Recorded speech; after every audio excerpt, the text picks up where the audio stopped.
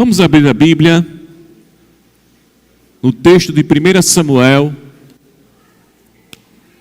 capítulo 15. E eu quero ler com os irmãos os versos 10 e 11. Mas os versículos 10 e 11 são apenas os motivos para refletirmos no tema desta noite, que se encontra o seu contexto em todo o capítulo 15 aqui de 1 Samuel. 1 Samuel, versículo 10, versículo 11. Se você encontrou, diga amém.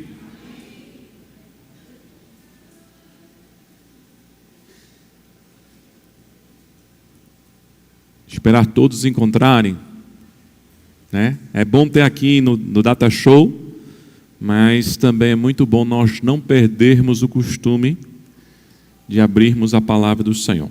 Os que encontraram agora digam amém. Amém. Diz assim a palavra do Senhor. Então veio a palavra do Senhor a Samuel dizendo: arrependo-me de haver constituído Saul rei, porque deixou de me seguir e não executou as minhas palavras.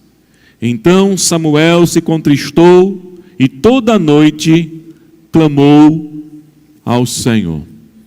Quero falar com base naquilo que é uma exortação que Deus está trazendo a Samuel a respeito de Saul, sobre o tema sem Deus, sem direção. Quando nós olhamos, irmãos, para esse personagem, Saul, ele é o primeiro rei no período que é estabelecido a monarquia em Israel. E o estabelecimento da monarquia em Israel, meus amados, é o desejo da própria nação. A lei permitia que no exato momento em que o povo quisesse um rei visível, ele poderia se valer desse direito. Até então, o governo era o chamado teocrático, em que Deus tinha os seus representantes que apontavam para os ofícios de Cristo, como sacerdote, como profeta e como juiz. Mas, diante da falha, principalmente, daqueles que estavam exercendo o ofício sacerdotal e de juiz, o povo achou por bem reivindicar o seu direito, conforme a lei permitia, de ter um rei conforme as nações da terra. Esse pedido muito entristeceu o coração de Samuel, que era o último dos juízes de Israel. Mas Deus deixou claro que o povo não estava rejeitando a Samuel. O povo estava rejeitando o próprio Deus. E diante desse desejo, e diante desse pedido, Deus autoriza então o estabelecimento da monarquia em Israel, e o primeiro rei é segundo não o coração de Deus, mas segundo a permissão de Deus. Saul foi o rei que se encaixou perfeitamente em toda a característica de um monarca desejado sob a perspectiva do olhar humano. Um homem alto, belo, imponente, que quando foi apresentado a Israel, o povo rompeu de alegria. É bem verdade que o texto diz que alguns duvidaram que esse seria o rei, mas a grande maioria celebrou e o aceitou. E então, meus amados irmãos, nós temos Saul como sendo o primeiro rei desse período da monarquia, principalmente um período em que Israel tem o chamado Reino Unido.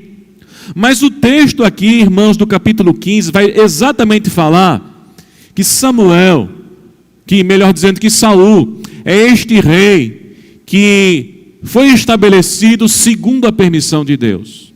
Porque ele é o rei que no seu reinado perde a direção de Deus na sua vida.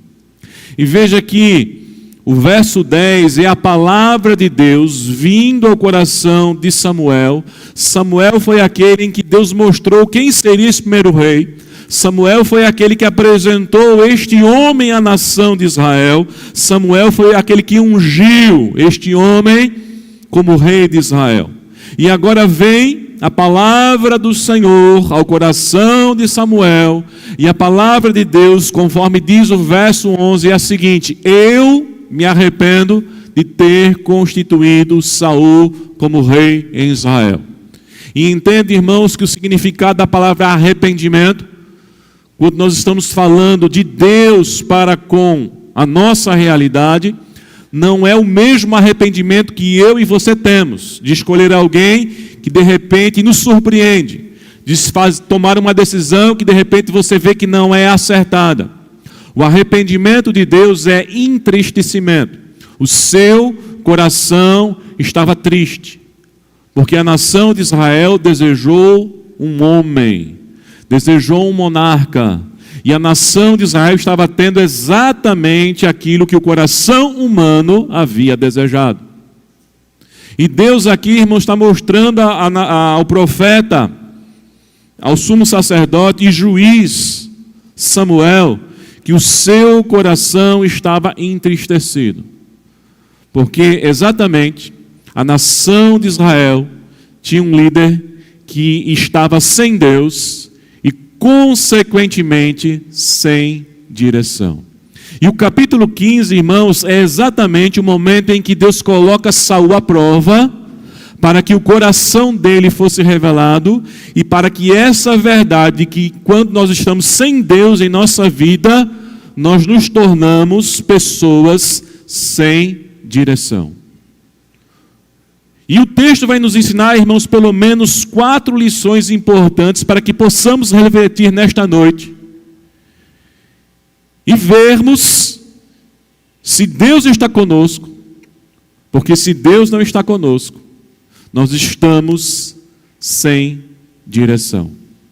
Quais são essas evidências que o texto vai nos mostrar, irmãos, de que sem Deus estaremos sem direção? Em primeiro lugar, nós vemos em Saul que ele estava sem Deus e sem direção, porque Saul já não conseguia obedecer totalmente a Deus. Olha para o versículo 1, o versículo 2 e o versículo 3 aqui do capítulo 15. O texto vai dizer que havia uma ordem clara de Deus dada a Saul. Samuel disse: enviou-me o Senhor a ungir-te rei sobre esse povo, sobre Israel.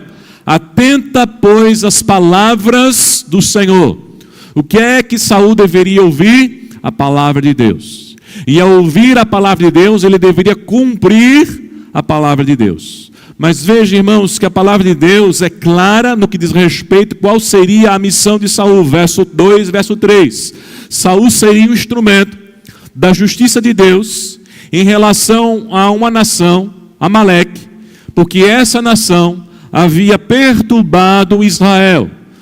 Na peregrinação, no momento do deserto, os amalequitas se levantaram contra Israel, não foram piedosos com Israel, se levantaram contra a herança do Senhor, se levantaram contra o propósito de Deus, porque Israel em si, irmãos, o problema não era, a questão não era o fim em si mesma, a nação como valor maior do que as outras nações, mas uma escolha de Deus, um propósito de Deus, e o que Deus estava fazendo na humanidade através deste povo. E todos aqueles que se levantavam contra Israel, estavam se levantando contra o próprio Deus. E aqui, Deus claramente está dizendo que Saul seria o seu juízo, o seu castigo, e que ele deveria então destruir toda a nação dos amalequitas e tudo aquilo que havia naquela nação. Mas o que foi que Saul fez? Se você for agora para o verso 7, 8 e 9, a Bíblia diz que ele feriu os amalequitas, mas não executou totalmente a ordem de Deus. O verso 9 vai dizer: e Saul e o povo pouparam Agag, que era o rei, e o melhor das ovelhas e dos bois, e os animais gordos, e os cordeiros, e o melhor que havia, e não os quiseram destruir totalmente, porém, toda coisa vil e desprezível destruíram. Um dos grandes problemas, irmãos, que mostra que nós estamos sem Deus e sem direção, é quando nós não conseguimos mais obedecer a Deus na totalidade. E entenda, meus amados, que a obediência parcial é tão quanto uma desobediência. Mas a desobediência parcial, irmão, se torna ainda um problema maior para a vida daquele que está na sua relação para com Deus, porque esse problema, irmãos, é um problema enganoso. Desobedecer totalmente uma ordem nos faz estar consciente que nós estamos rejeitando aquele que está nos ordenando. Mas desobedecer parcialmente uma ordem, parece que nós estamos obedecendo a Deus. E aí é que está o engano. Quantas pessoas estão negociando em sua vida o que deve ou não obedecer das ordens de Deus, dos mandamentos de Deus, da palavra de Deus? Ele não revela uma vida totalmente em desobediência. Ele pode preservar uma imagem ainda cristã de quem serve a Deus, mas Deus sabe que tanto quanto aqueles que desobedecem de forma desvelada, esse também não está obedecendo. Muitos estão dentro da igreja, parece com a síndrome de Saul, negociando o que Deus tem falado, o que Deus tem dito, o que Deus tem ordenado, e adequado à sua própria vontade. Ou seja, quando eu estou fazendo isso, eu não estou dizendo que a vontade de Deus é um imperativo na minha vida. Eu estou dizendo que ainda a minha vontade prevalece. Porque a minha vontade vai filtrar. A minha vontade vai dizer o que eu devo fazer ou não. Olha o que diz o verso 9. O verso 9 diz que eles pouparam o rei, que eles pouparam os animais que eles viram que eram gordos e destruíram tudo aquilo que era desprezível. No verso 9, nós vemos claramente, irmãos, que o julgamento que foi feito ali não foi feito segundo o olhar de Deus. Porque Deus disse, tudo aos seus olhos era desprezível. Por isso que Deus ordenou que tudo fosse destruído. Mas chega Saul com seus homens e diz, isso aqui é bom, isso aqui não é bom. Isso aqui ainda dá para fazer alguma coisa, isso aqui não dá para fazer mais. Quantas vezes, irmãos, nós estamos fazendo isso? Nós estamos selecionando aquilo que é bom e aquilo que não é bom. Aquilo que nós julgamos ser pecaminoso e aquilo que nós não mais julgamos ser pecaminoso. Aquilo que vale a pena colocar em prática e aquilo que não vale a pena colocar em prática. E ainda mantemos, irmãos, uma capa, um mar, uma imagem piedosa, de cristão, de alguém que é identificado com uma denominação e que as pessoas, inclusive, devem também olhar para nós e enxergar que nós tememos a Deus. Mas assim como pessoas que claramente estão dizendo que não querem Deus na sua vida, quando nós temos, irmãos, essa mesma atitude de Saul, nós estamos sem Deus e sem direção. Porque Deus não aceita, irmãos, um governo parcial em nossa vida. Deus não aceita, irmãos, que as suas ordens sejam obedecidas parcialmente.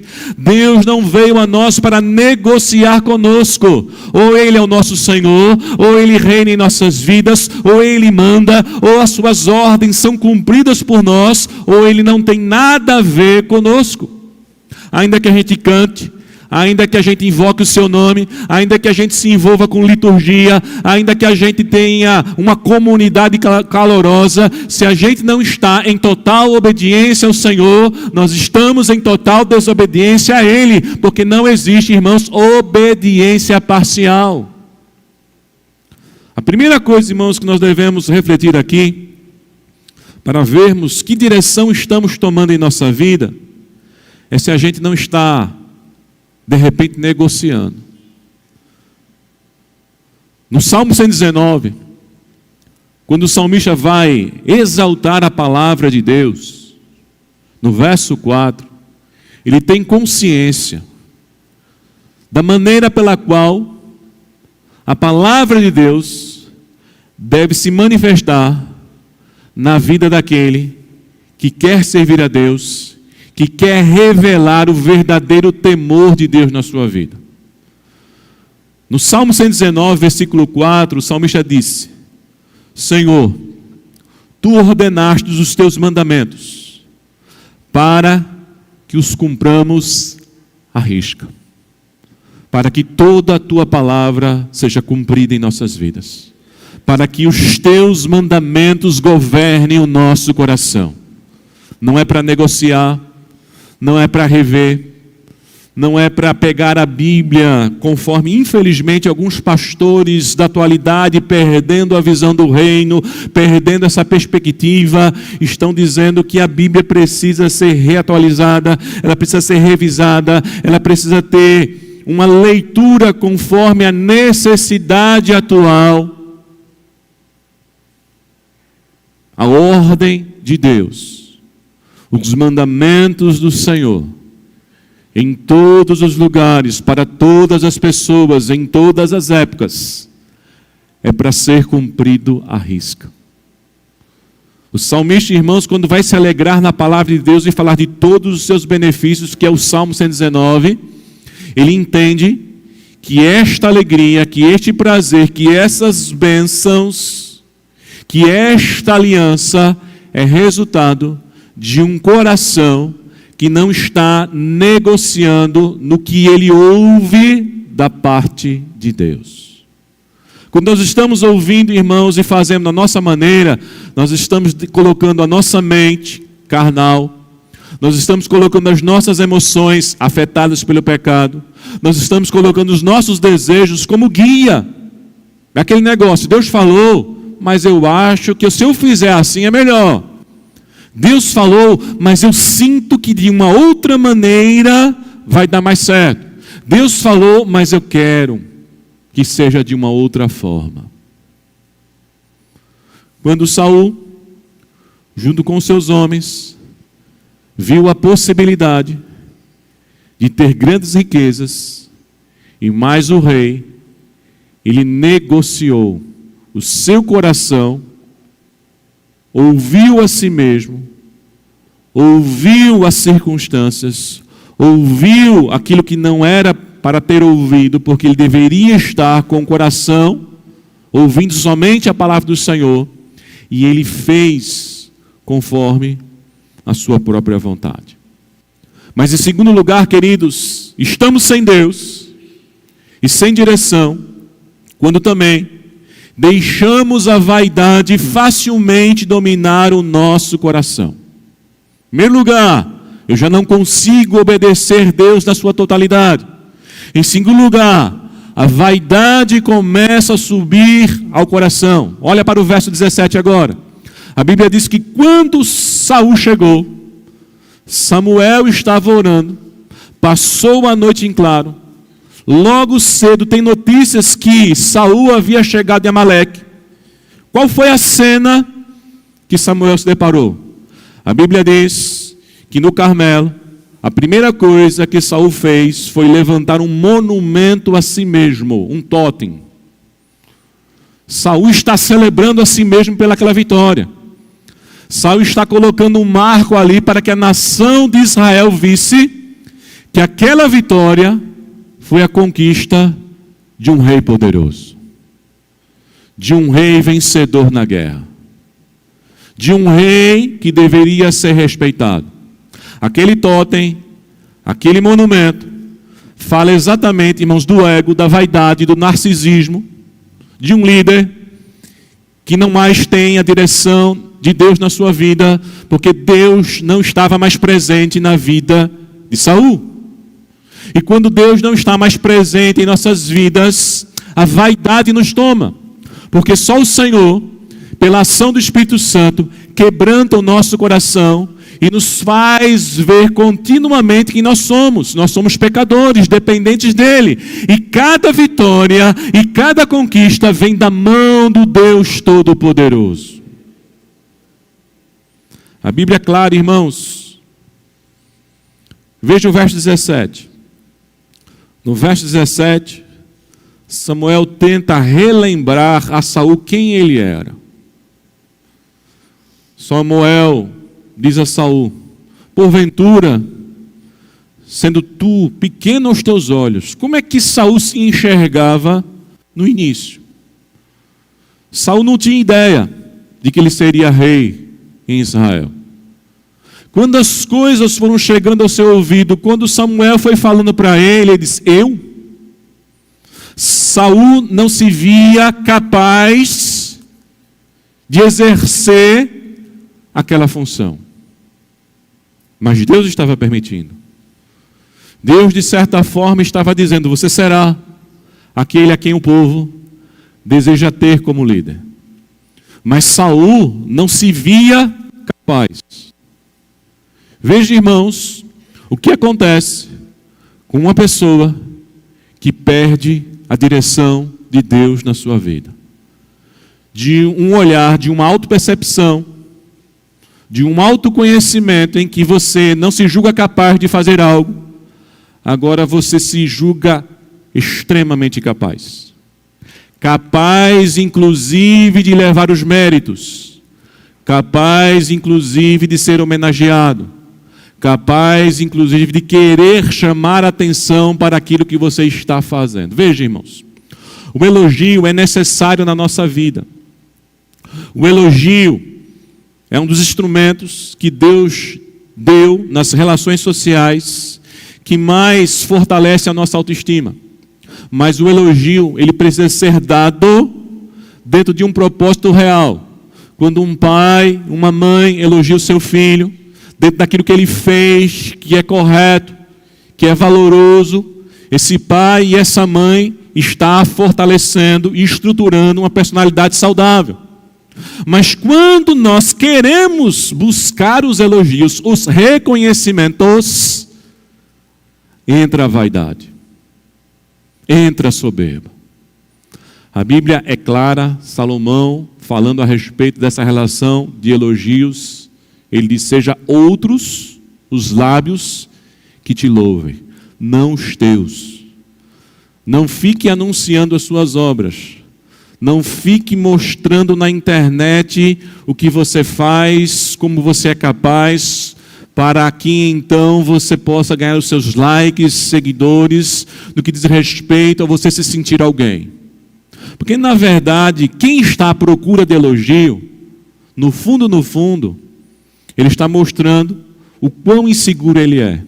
Porque ele precisa continuamente de afirmações, de olhares que digam o que ele é. Na verdade, irmãos, quando nós vemos a história de Saul, nós vemos um rei que começou bem, mas por perder a visão de Deus, por perder a direção de Deus, por não ter mais nenhuma capacitação de Deus na sua vida, a insegurança passa a tomar conta do seu coração e a necessidade de afirmação passou a ser algo tão evidente no seu exercício como rei. E essa procura, irmãos, é uma procura que só revela o quanto nós perdemos o olhar de Deus na nossa vida. Nós precisamos enxergar os nossos valores, mas segundo o olhar de Deus, segundo a direção do Senhor. E Deus, no tempo dele, ele exalta quem ele quer. A Bíblia diz: humilhai-vos perante a poderosa mão do Senhor, porque no tempo oportuno, e a palavra aí, esse tempo não é o cronos, não é, será que é daqui uma semana? Será que é o mês que vem? Quando é que Deus vai me exaltar? Quando nós temos essa preocupação, irmãos, é sinal de que Deus tem que nos humilhar ainda mais. É no tempo de Deus. É quando Deus quer. Ele levanta, Ele exalta, a fim de que o nome dEle seja glorificado. Salomão, em Provérbios, foi claro ao falar dessas atitudes que muitos têm de quererem chamar a atenção para si. Salomão diz que essa atitude soberba precede a ruína. A altivez do espírito, a queda. Quando uma pessoa quer se destacar, quando uma pessoa quer chamar a atenção para si, quando uma pessoa acha que ela é essencial, que ela tem que ser convidada, que ela tem que participar de tudo, ela está mostrando exatamente o início da sua queda, que ela está sem Deus e que ela está sem direção na sua vida. Se abrirmos aí, irmãos, no livro de Deuteronômio, abre em Deuteronômio capítulo 8, você vai ver que Deus deixou claro para a nação de Israel, através de Moisés, como eles deveriam guardar o coração. Deuteronômio capítulo 8, a partir do verso 11 até o 18, diz o seguinte, Deus falando ao povo: guarda-te e não te esqueça do Senhor, teu Deus, não cumprindo os seus mandamentos, os seus juízos e os seus estatutos, que hoje te ordeno, para não suceder que depois de teres comido e estiverem fartos, depois de haveres edificado boas casas e moradas nelas, depois de se multiplicarem os teus gados, os teus rebanhos, e se aumentar a tua prata e o teu ouro, e ser abundante tudo quanto tens, se eleve o teu coração e te esqueça do Senhor, teu Deus, que te tirou da terra do Egito, da casa da servidão, que te conduziu por aquele grande e terrível deserto de serpentes abrasadoras, de escorpiões e de secura, em que não havia água, te fez sair da água da perdeneira, que no deserto te sustentou com maná, que teus pais não conheciam, para te humilhar, para te provar e afinal te fazer bem. Não digas, pois, no teu coração, veja a palavra que Israel deveria tomar cuidado e atenção. Não diga, pois, no teu coração, a minha força e o meu poder, ou o poder do meu braço, me adquiriram essas riquezas. Antes, te lembrarás do Senhor teu Deus, porque Ele é que te dá força para adquirir as riquezas, para confirmar a sua aliança, que sob juramento prometeu a teus pais, como se vê hoje. Quem nos dá a vitória? O Senhor Deus Todo-Poderoso. Quem nos faz superar cada obstáculo e adversidade da vida? O Senhor Deus Todo-Poderoso. Aquela vitória, irmãos, era garantida, porque aquela foi a palavra do Senhor. E Deus honra a sua palavra. Deus honrou a sua palavra. Deus, mesmo vendo aquele homem com um coração que não era mais dele, que não estava mais debaixo da sua direção, ainda deu vitória a Saul. Ainda o permitiu vencer uma batalha. E qual é a gratidão deste homem em relação a Deus? Qual é o reconhecimento deste homem em relação a Deus? Nenhuma. Quantas vezes, meus amados irmãos, no que nós prosperamos, no que nós crescemos, nós passamos a achar que é o nosso dinheiro, que é a nossa experiência de vida, que são os amigos que nós temos, que mexem os pauzinhos, que nos favorecem, são estes que nos fazem vencer as adversidades da vida. E esquecemos de que é o Senhor.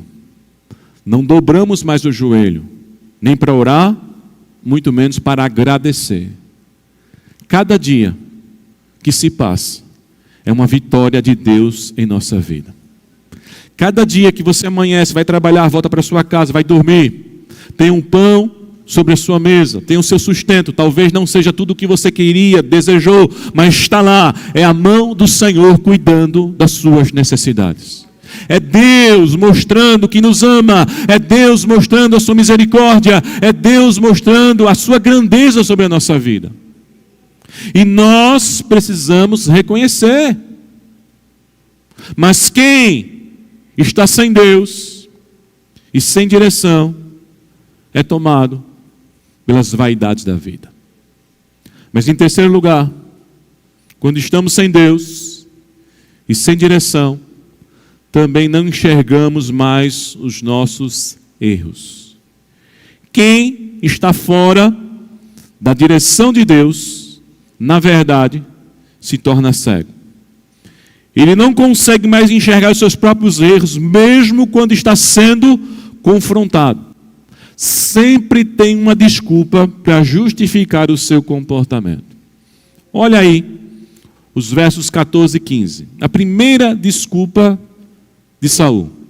Diz o texto que Samuel se apresenta a Saul e pergunta: que balido de ovelha é esse que eu estou escutando? Se Saul tivesse consciência do seu erro, fosse humilde, a primeira coisa que ele deveria fazer ao ouvir uma palavra dessa é: eu errei. Eu não obedeci totalmente ao Senhor.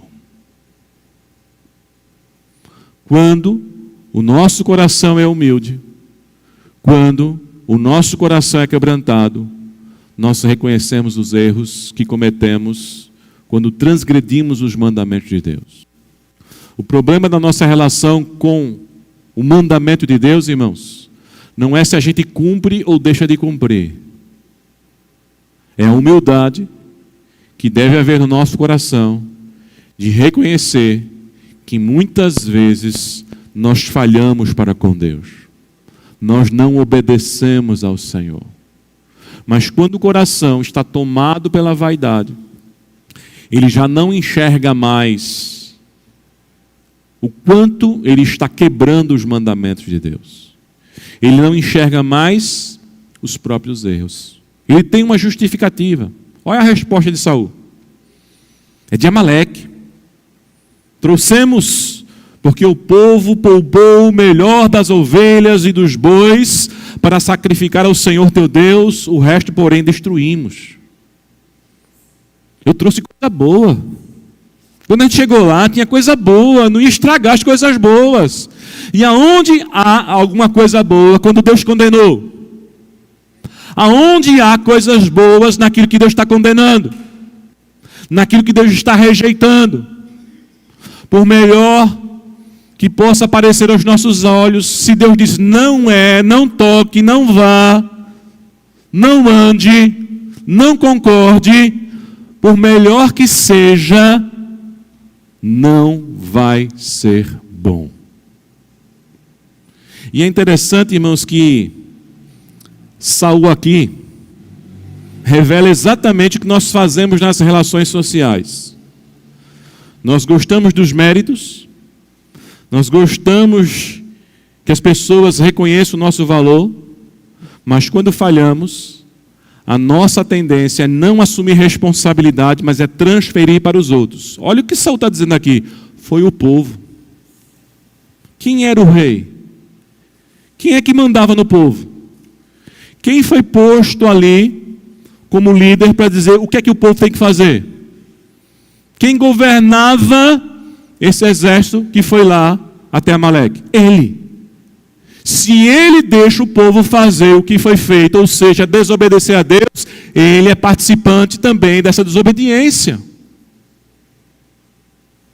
Mas quando nós não mais enxergamos os nossos erros, porque estamos sem Deus e sem a sua direção, dificilmente nós assumimos responsabilidades. Uma das coisas mais difíceis, irmãos, que nós lidamos dentro da igreja, são as pessoas com as mais variadas desculpas para não se comprometerem com a obra de Deus. Sempre tem algum obstáculo, sempre tem alguma desculpa. Poucos são os que são sinceros para dizer: de fato meu coração é mau. De fato eu não vim para a igreja porque eu não quis vir para a igreja. De fato eu não vim para o culto porque eu não quis vir para o culto. Não foi o meu corpo, não foi meu cônjuge, não foram os meus filhos, não foram os meus pais. Eu não quis. Eu não estou lendo a Bíblia porque eu não quero ler a Bíblia. Eu não estou orando porque eu não estou orando. Não é porque eu tenho muitas atividades. Quando nós não reconhecemos os nossos pecados, quando nós não mais enxergamos os nossos erros, é sinal que estamos sem Deus e sem direção. E o pior, queridos, é quando nós estamos envolvidos com as coisas de Deus, querendo santificar aquilo que jamais vai ser santo. Saul está dizendo que trouxe para ofertar ao Senhor. Saul diz que aquilo que ele poupou, que Deus mandou destruir, era para entregar ao próprio Deus. Uma oferta que Deus rejeitou, Saul resolveu então trazer para Deus. Santificar aquilo que não era santo. Separar para Deus aquilo que Deus havia o quê? Rejeitado. Eu me lembro do testemunho do pastor Vilarindo, saudoso pastor Vilarindo, um homem de convicções bíblicas profundas, que foi congregacional, que foi pastor da Aliança, mas quando abriu trabalho em Brasília, ele decidiu se tornar membro da Igreja Batista. Pastor Vilarindo foi um dos pastores, irmãos, mais bem relacionados naquele contexto político de Brasília. Senadores, deputados, muitas vezes presidentes frequentavam a igreja dele. Mas em todo o momento, pastor Vilarindo manteve a sua integridade.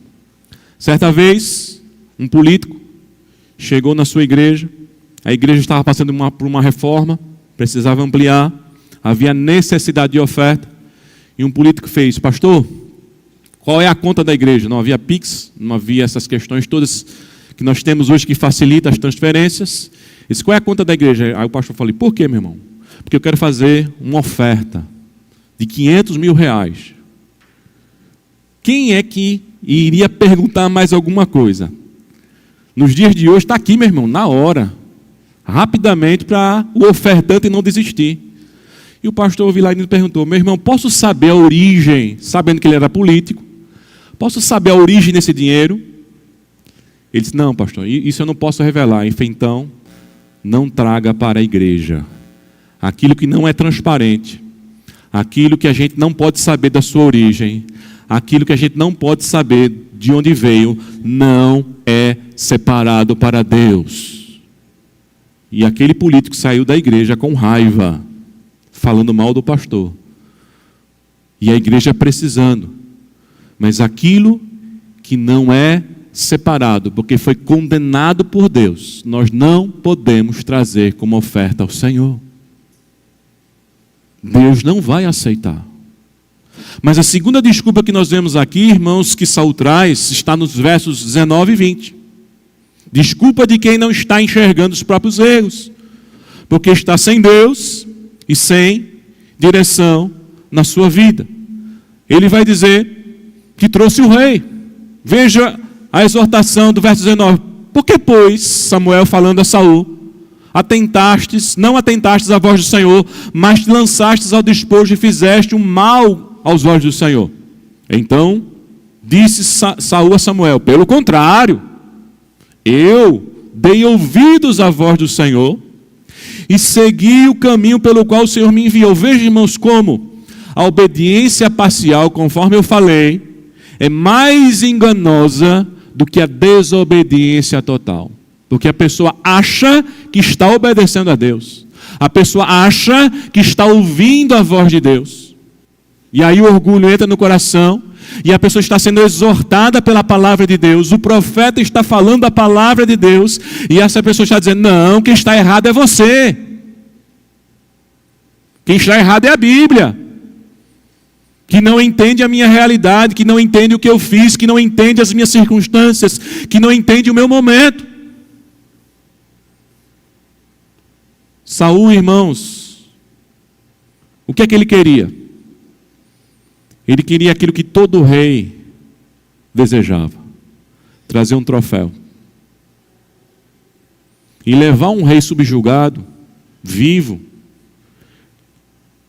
dava mais prestígio do que ter matado. Saul pensou na sua glória. Saul pensou no seu nome. Saul pensou no respeito que ele teria das outras nações. Olha, o rei de Amaleque está preso lá. Está preso em Israel. A gente tem que tomar cuidado com Saul e com Israel, porque o rei está lá preso.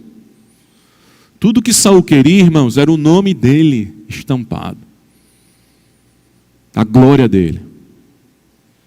E o pior dizendo, eu ouvi a voz de Deus.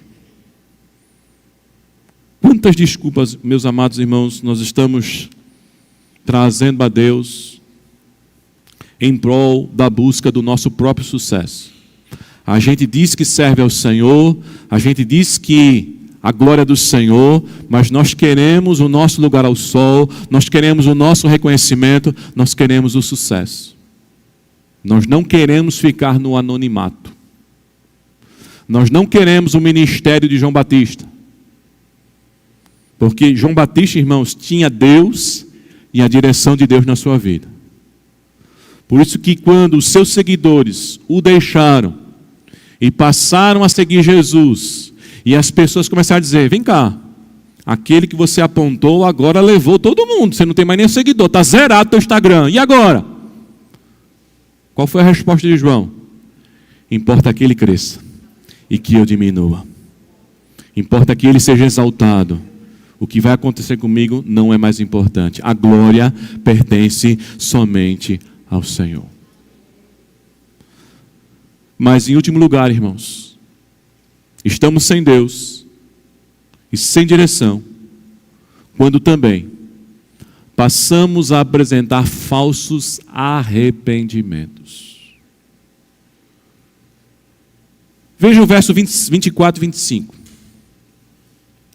Quando nós vemos Saul, depois de todas essas exortações, não há nele nenhum sentimento de constrangimento. Não há nele nenhum sentimento em quem está olhando para si e vendo o que ele fez diante do Senhor. O verso 24 diz que Saul até reconhece, diz, pequei, pois transgredi o mandamento do Senhor e as tuas palavras. E mais uma vez vem a justificativa, porque temi o povo e dei ouvido à voz dele. Mas veja, ele reconhece o pecado, mas não confessa o pecado a Deus. A quem ele confessa? Verso 25. Agora, pois, rogo-te, perdoe o meu pecado e volta comigo para que adore ao Senhor. Ele está confessando o pecado não ao Senhor. Ele está confessando algo a Samuel. Ele está constrangido com Samuel, mas não está constrangido com Deus. Por que ele está constrangido com Samuel e pede perdão a Samuel? Porque Samuel, irmãos, era um exemplo. Quando nós estamos diante de uma pessoa que nós não temos o que falar dessa pessoa, e essa pessoa olha nos nossos olhos e aponta os nossos defeitos, a gente tem um constrangimento muito grande. Mas é um homem, é uma mulher, é um ser humano.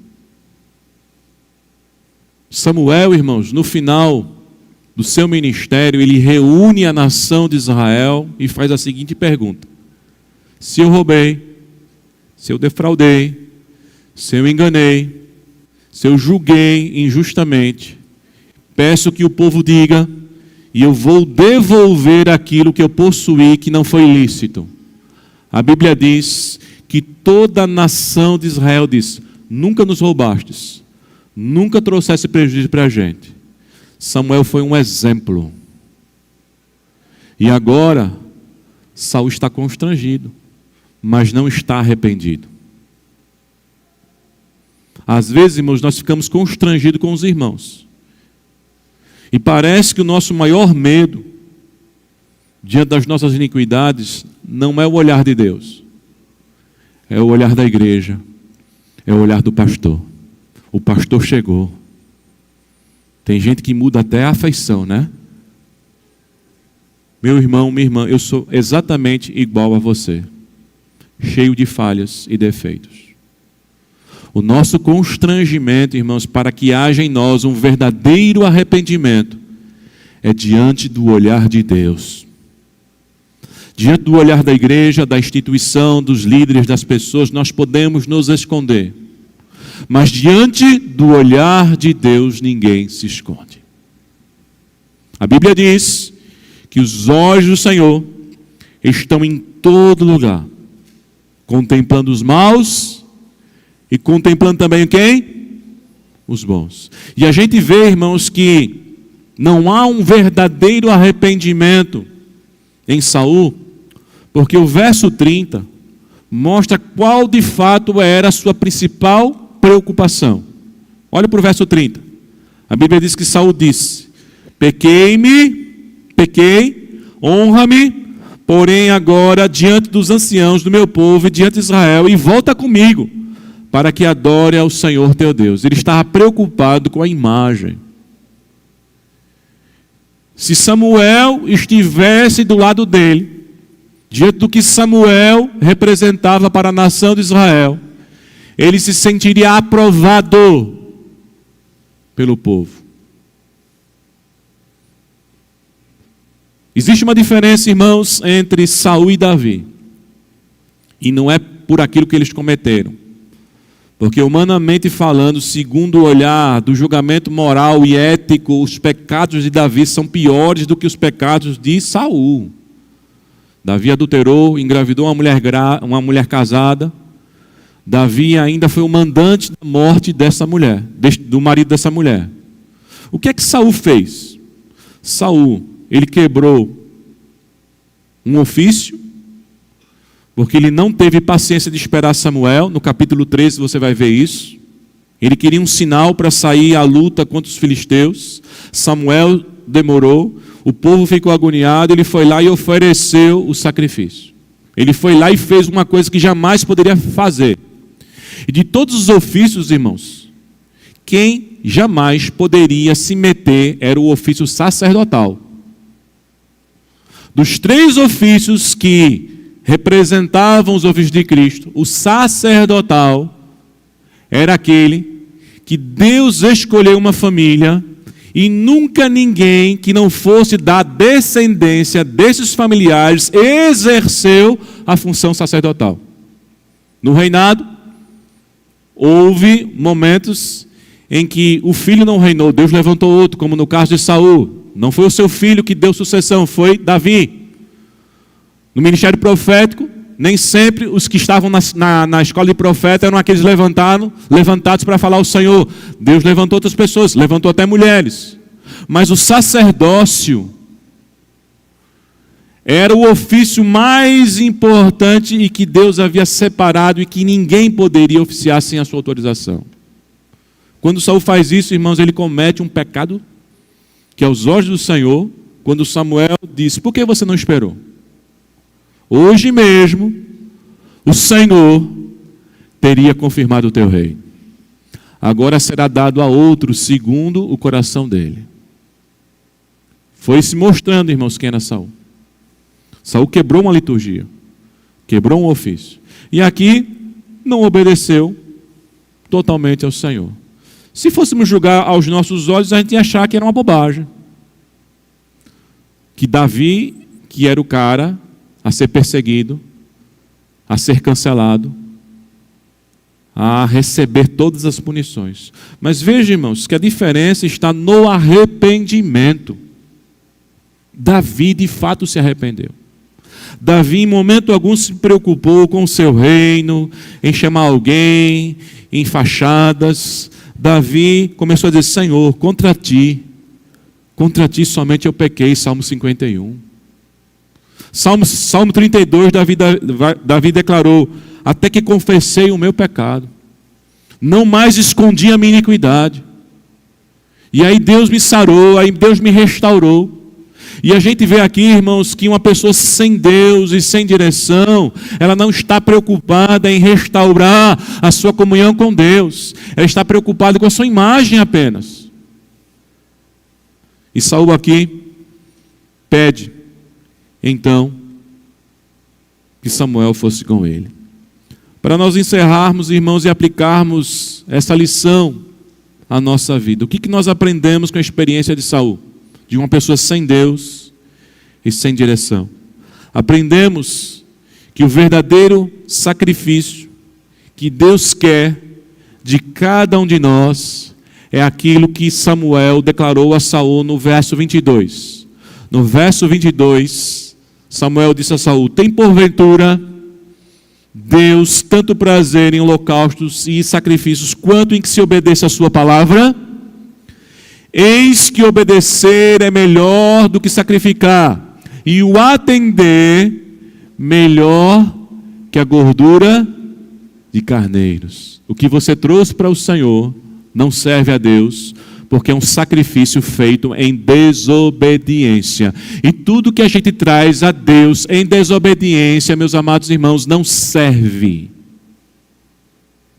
Porque todo sacrifício a Deus aceitável é conforme a determinação dele. A obediência é o verdadeiro sacrifício. O que é que Deus quer da gente? Obediência. E a obediência, irmãos, é a coisa mais difícil de nós entregarmos ao Senhor, não é verdade? É fácil entregar dinheiro, entregar um tempo, entregar um talento, entregar bens materiais.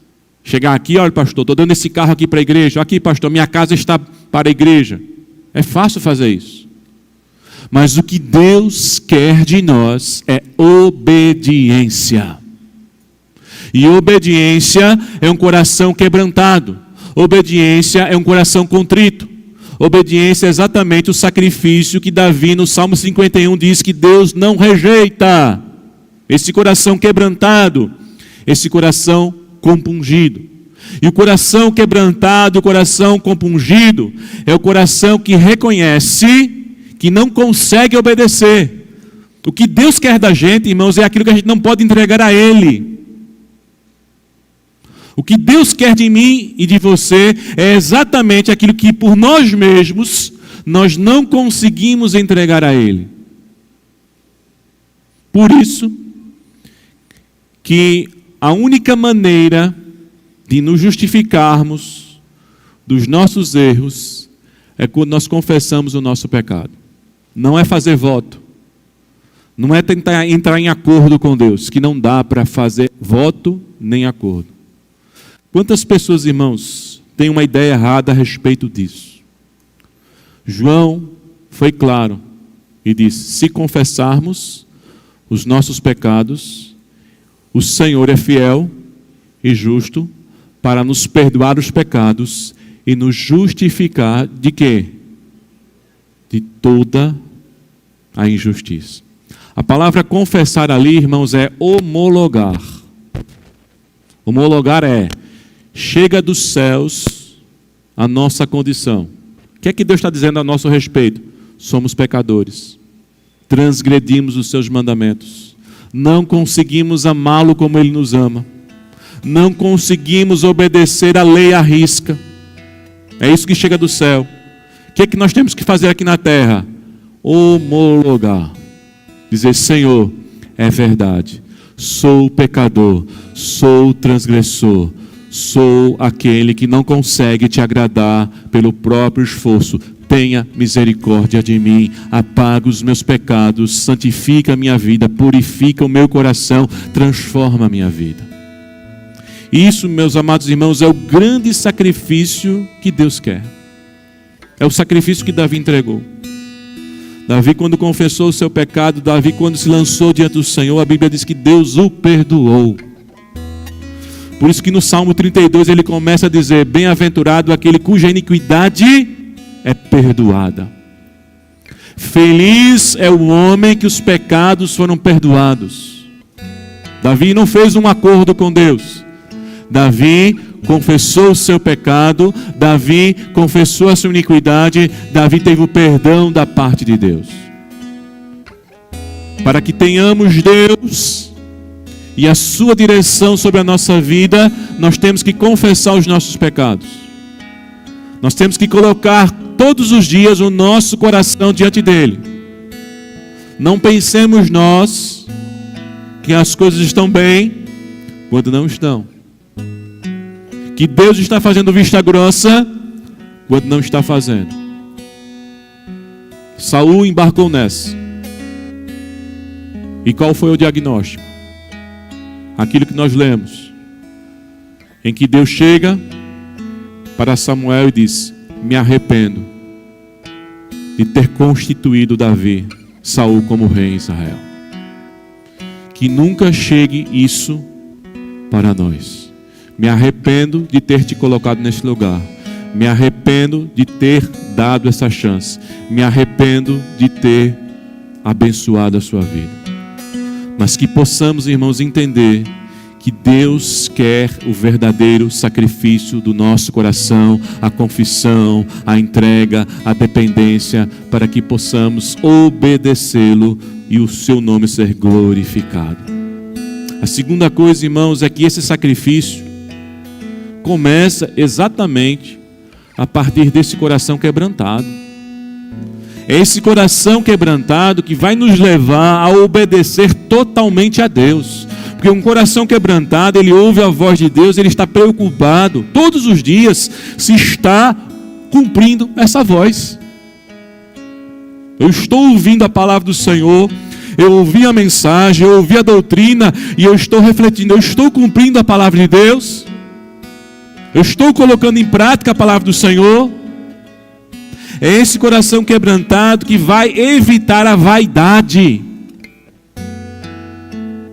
Porque mesmo que a gente possa estar crescendo, mesmo que a gente possa estar sendo santificado, mesmo que a gente enxergue mudanças na nossa vida, a glória pertence a Deus. Não é motivo da gente se envaidecer, mas de engrandecer o nome do Senhor. É esse coração quebrantado que todos os dias vai fazer com que os nossos olhos enxerguem os nossos próprios erros, as nossas iniquidades. É este coração quebrantado que vai fazer com que o arrependimento necessário na nossa vida seja verdadeiro e não falso. Que Deus aplique a sua palavra em nossa vida e em nosso coração, para que possamos estar com Ele e na direção dEle, glorificando e exaltando o seu santo e eterno nome. Fique em pé.